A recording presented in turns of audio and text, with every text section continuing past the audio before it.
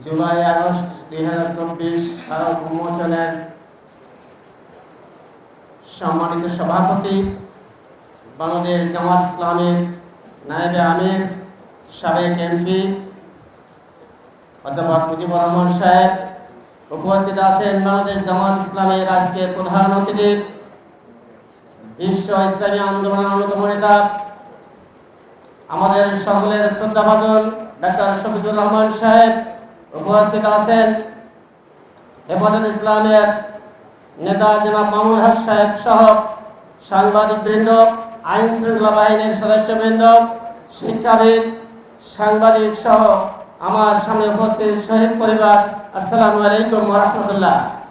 আমাকে সময় খুব সংক্ষেপ করে দেওয়া হয়েছে, আমি বক্তব্য দিব না। আমি একটা পরিচয় দিতে চাই। আমার এই ছেলেটি ক্লাস 10-এর ছাত্র ছিলেন।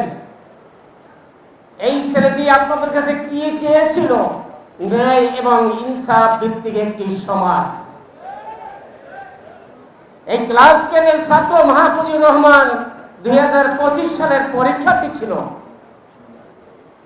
তাকে সে পরীক্ষা থেকে তাকে বিতাড়িত করা হয়েছে হত্যা করে।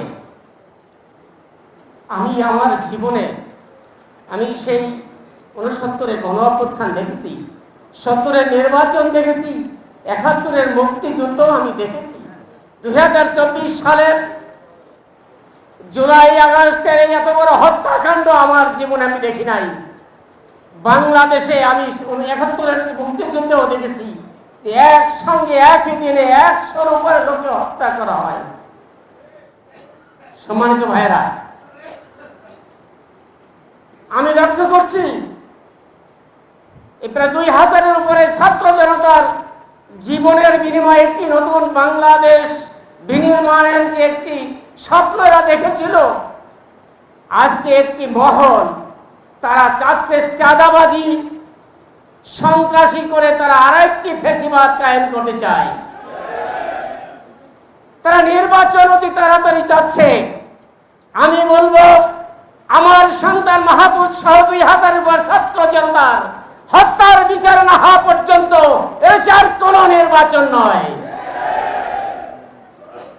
এই বিচারের পরে বাংলাদেশে একটি ন্যায় এবং ইনসাফ ভিত্তিক সমাজ বিনির্মাণের মাধ্যমে, আল্লাহর আইন এবং সৎ লোকের শাসনের কায়েমের মাধ্যমে বাংলাদেশে একটি সুন্দর সমাজ যেন আমরা উপহার দিতে পারি, এই উদাত্ত আহ্বান জানিয়ে আমি আপনাদের কাছে বিদায় নিচ্ছি। আসসালামু আলাইকুম ওয়া রাহমাতুল্লাহি ওয়া বারাকাতুহু।